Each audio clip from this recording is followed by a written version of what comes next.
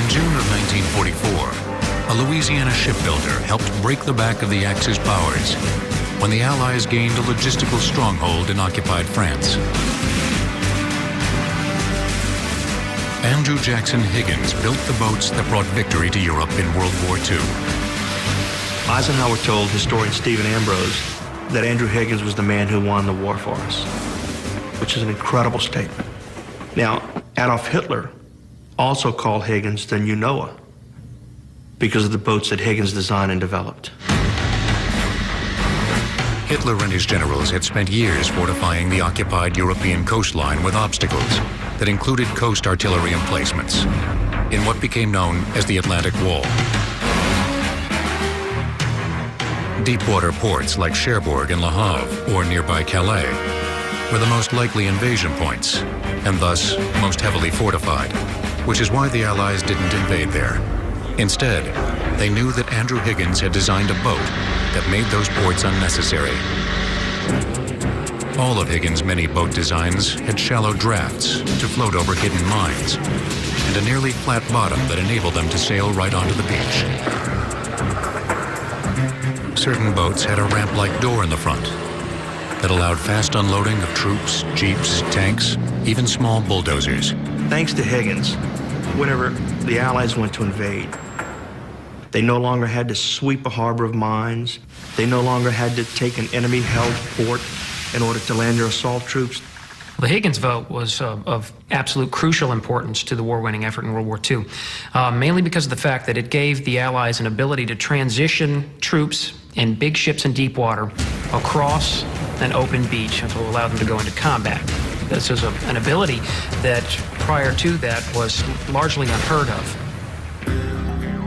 Higgins was an enterprising Louisiana timber importer who realized he could make more money converting his timber into boats, which he sold retail, than he could selling wood. And he started making boats for the trappers and the oil field companies to allow them to go into the bayous, into the shallow waters that could navigate over sandbars, that could pull up on the side of a bank and retract without damaging the bow or the propeller.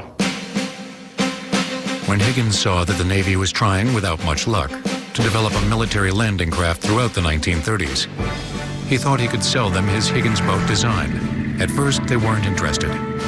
He was an Irishman who said he didn't wait for opportunity to knock. He'd kick the door down and drag the old harlot in. He told them that his boat was better. He told them in explicit words why their boats were inadequate. And he didn't mind telling the admirals face-to-face what he thought of it.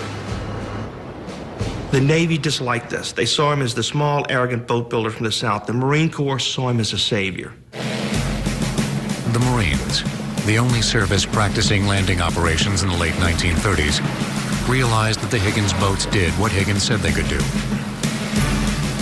And since the Marines were the ones that were going to be landing in them, they forced the Navy to test them. Sure enough, the boats could ride right up onto the beach without doing any damage. The skag underneath the boat was built out like a housing, protecting the propeller and digging a channel in the sand when the boat rammed the beach. This also made retraction easier.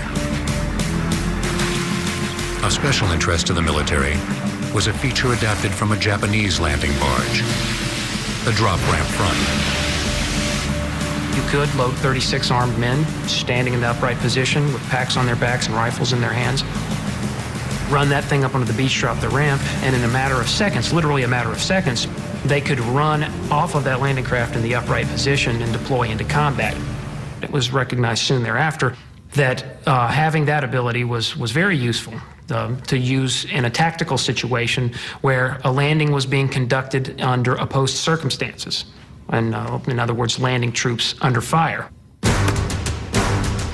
Higgins designed what became the Navy's LCP, or Landing Craft Personnel, for landing soldiers, LCVP, or Landing Craft Vehicle Personnel, for landing soldiers and equipment, such as jeeps and small bulldozers, and LCM, or Landing Craft Mechanized, for unloading armored vehicles. In fact, Higgins designed more than 60 different landing craft. American mass production ensured there would be enough of them to overwhelm the enemy.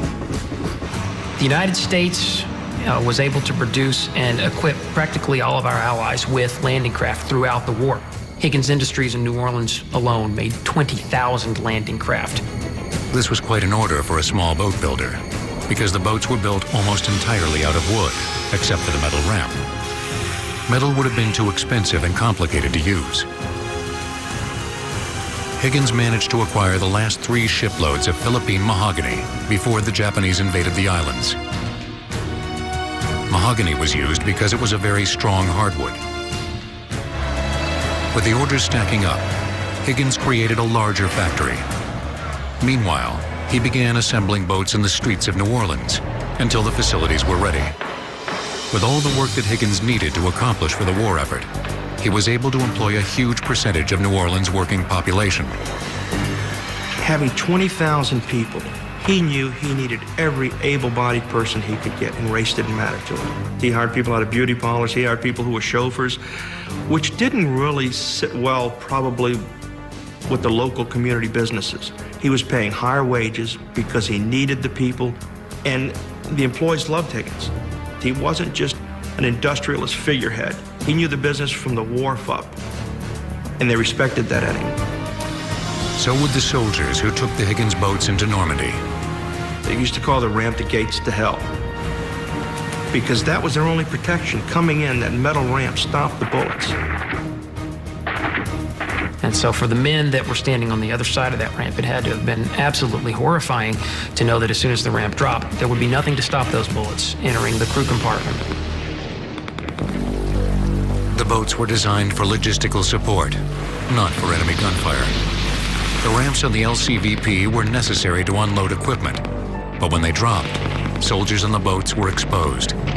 One of the most famous landings made by the Higgins boats was at Normandy, where they delivered men into some of the fiercest fighting of the entire war. Because of a rising tide and other conditions at Omaha Beach, coxswains were often unable to deliver soldiers onto the sand, instead unloading them into surf. Some men on these boats leapt overboard, only to encounter deeper water. Weighed down by their gear, many were drowned.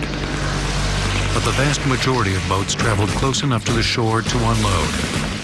And once there, they made it impossible for the Allies to be dislodged.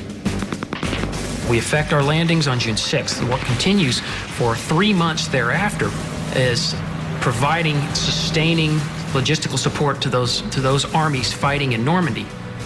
We had not captured Cherbourg. We had not captured Le Havre. In other words, we did not have a deep water port. And the only way that we kept a force of 250,000 supplied fighting in Normandy, the way that we kept the ammunition and the fresh water and the fuel and the extra socks supplied to our armies was by delivering them over the open beaches that had been captured on June 6th. Though justly famous for their performance at Normandy, the Higgins landing craft proved valuable throughout the war, including over 115 landing operations in the Pacific Theater, also known as D-Day landings. They even proved useful after the war ended, long after Andrew Jackson Higgins died in 1952. The same design was used in Korea. The same design initially was used in Vietnam. Now, if you think of what happened to the aircrafts, you went from the B-17s to the B-52s, but the little boat that carried the men and equipment stayed the same. It was such perfect design for what it was needed for that they really didn't have to change the design of that boat until they got to the hovercraft, the modern crafts, the Hellcats. Today, nearly all of the original World War II Higgins boats have rotted away.